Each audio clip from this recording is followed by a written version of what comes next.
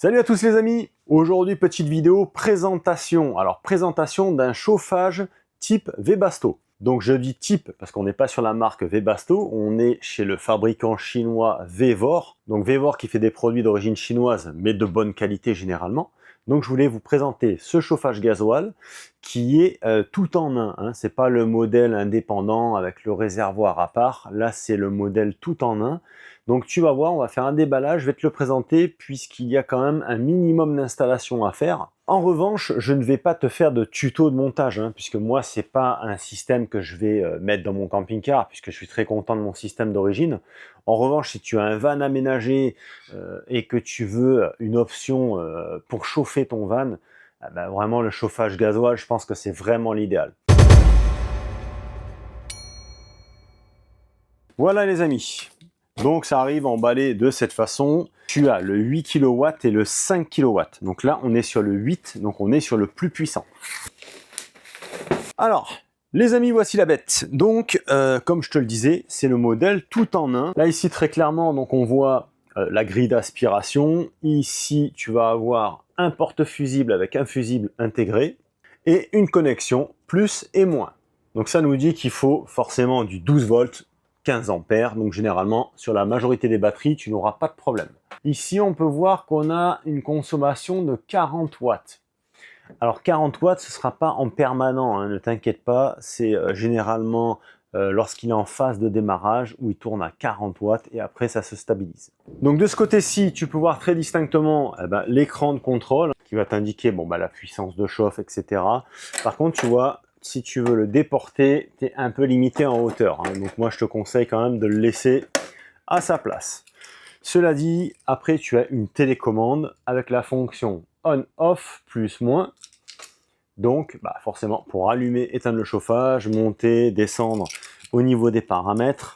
Après, évidemment, tu peux contrôler le chauffage par ici, si toutefois ta télécommande est en panne de pile. Là, ici, on peut voir le corps de chauffe. Hein. C'est lui qui va chauffer et qui va distribuer l'air à l'intérieur de ton véhicule. De fourni, tu as également cette petite buse qui te permettra de faire la buse en fait d'extraction d'air chaud et de l'orienter à ta guise. Hein. Voilà, donc grosso modo, c'est la continuité de ça. Hein. Là, ici, tu vas avoir le gros tuyau qui va partir et au bout, tu mets ta buse qui est encastrable et de cette manière, tu pourras diriger l'air chaud comme tu veux. On va l'ouvrir, on va voir un petit peu comment c'est fait là-bas derrière. Donc le capot est sorti. Donc là, en fait, tu te rends compte, pour ceux qui connaissent un petit peu, que tu as clairement un système classique, hein, un système classique qui a été monté dans une boîte métallique. Hein. Ici, on a le chauffage 8 kW qui est ici. Là, on a le réservoir de 5 litres de contenance pour mettre le gasoil. Ici, la durite avec la petite pompe d'amorçage qui est ici, donc fixée là sur le châssis métallique, posée sur un cylindre bloc caoutchouc. En retournant de l'autre côté, là on voit le tuyau qui repart ici jusqu'en bas. En dessous, donc ici tu as le tuyau d'aspiration d'air extérieur et la sortie échappement. Donc forcément, si tu installes cet appareil dans ton véhicule, il te faudra percer le plancher. Donc que ce soit camping-car ou van, tu vas devoir percer ton plancher. Cette petite durite, là, vu qu'elle passe proche d'ici, à mon avis, là, clairement, c'est l'aspiration d'air extérieur. Donc aucune source de chaleur ici. Et la extraction d'échappement, ça me semble évident. De cette façon, tu as quand même moins de travail au niveau de l'installation. Après, c'est vrai qu'il faudra que tu laisses accessible la partie haute, mais cela dit, si tu mets ça dans une soute, tu vois, tu as juste 2 trous à faire, un tuyau d'échappement qui sort, le tuyau d'aspiration d'air. Tu peux tout piloter depuis l'intérieur de ton camping-car via cette télécommande. Ce qui est un peu dommage, c'est que l'écran reste ici. En fait, tu as ce système qui est complètement planqué et tu as ta bouche d'extraction qui te distribue l'air chaud dans le camping-car.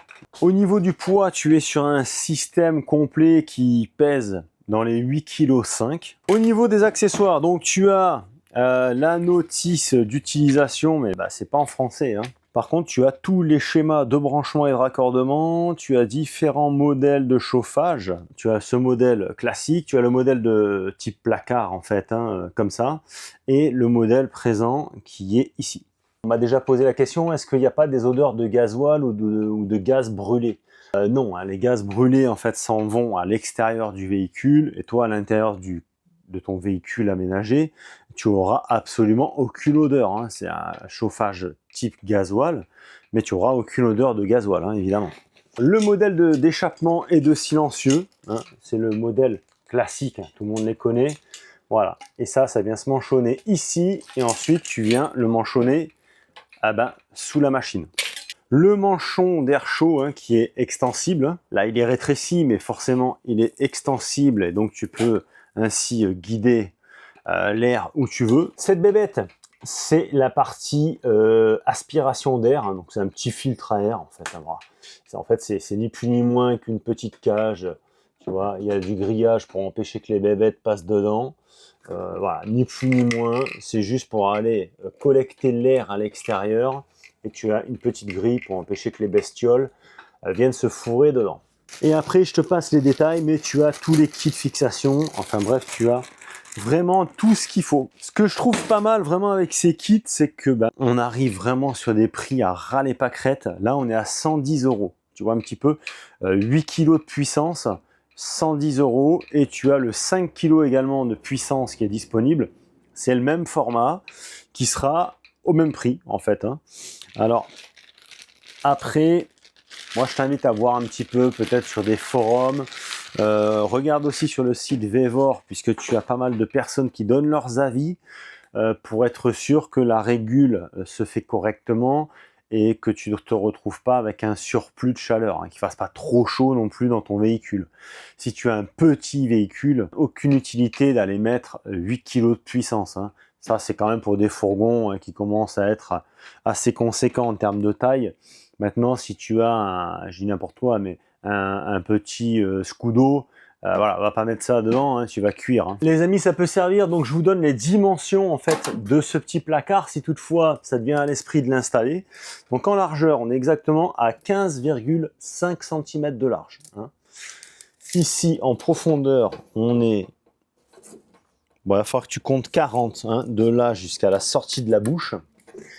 Et on est sur une hauteur de 41 cm. Alors sans oublier que forcément ici il faut laisser de l'espace puisqu'il faut que tu puisses venir remplir la cuve tranquillement. Et devant également, il faut aussi que tu gardes de la place. Alors si tu veux mon avis sur ce type de chauffage, moi je trouve que c'est très bien. Par contre, c'est vrai que ce qui m'inquiète un petit peu avec ce système tout en un, c'est que tu n'as pas moyen de déporter la pompe. Tu sais, la petite pompe que je t'ai montrée, ce genre de pompe, lorsqu'elle est en action, alors lorsqu'elle amorce, elle est relativement bruyante. Si jamais tu prends ce système et que tu fais le protocole d'amorcer la pompe, elle va débiter, hein, tac, tac, tac, tac, tac. Et après, ce sera beaucoup plus lent au niveau des tac, tac. Mais tu risques quand même d'avoir une résonance ou un bruit à l'intérieur de ton camion. Je tenais à te le préciser. Tu n'as pas vraiment de solution pour ça. La seule et unique solution, ce serait de déporter cette petite pompe. Si tu as un camion en fait et que tu perces le plancher en métal, c'est pas gênant. En fait, tu peux percer, passer tes tuyaux, il n'y a pas besoin d'isolation. En revanche, sur un camping-car, ce qui peut être problématique, c'est que le plancher est en bois, donc tu peux pas percer et passer tes tuyaux parce que le tuyau d'échappement, lui, chauffe. Donc tuyau d'aspiration d'air, c'est pas gênant. Tuyau d'échappement, ça chauffe quand même beaucoup.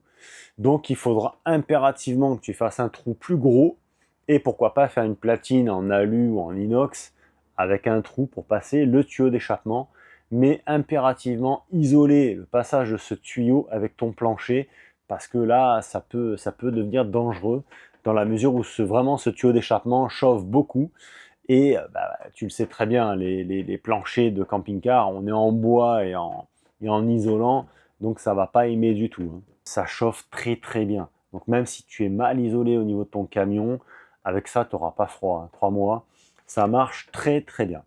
Moi, je ne te fais pas de démonstration puisque déjà, j'ai pas de gasoil sous la main. J'ai pas envie de le faire tourner inutilement. En termes de dB, la soufflerie, généralement, ça va. Au démarrage, ça peut être un peu bruyant parce que c'est un bruit de turbine. Mais c'est juste au démarrage. Ça dure quelques minutes et après, hop, ça se met en floating en fait. Et ça vient souffler tranquillement. Moi, ce qui m'inquiète plus, ce serait le bruit de la pompe. vraiment à voir si cette pompe devient gênante en termes de bruit, il suffit tout simplement de rallonger les tuyaux et d'essayer de la déporter. Et sinon, je sais que ça se vend aussi. C'est des supports en silicone pour vraiment isoler le bruit de la pompe. Parce que c'est la pompe sur la carcasse qui risque de faire du bruit. Bon les amis, cette petite vidéo touche à sa fin. J'espère que cette petite présentation t'aura fait plaisir. Moi, je trouve ça bien quand même, ce système tout en un. C'est assez compact, c'est beaucoup moins compliqué à installer puisque tu as aussi très peu de cheminement entre le réservoir et le corps de chauffe. Donc ce qui fait que l'amorçage, tout ça, se fait très rapidement avec ce genre d'appareil. Si vraiment tu as un camion aménagé, voilà, je pense que c'est vraiment la solution ultime pour chauffer, puisque tout ce qui est chauffage électrique et tout, c'est trop énergivore, donc tu t'en sortiras pas. En plus, c'est extrêmement économique à l'achat, ça coûte pas très cher, tu as vu, ça vaut 110 balles.